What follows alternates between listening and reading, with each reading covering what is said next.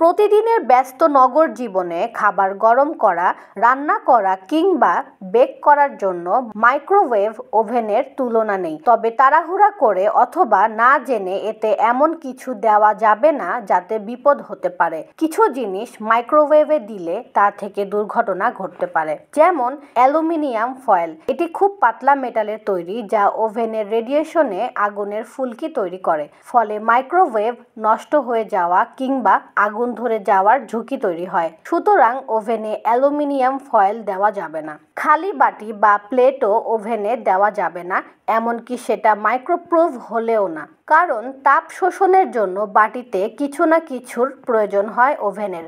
না হলে তাপ ছড়িয়ে পড়ে, এতে পাত্র ভেঙে যেতে পারে কিংবা গলে যেতে পারে।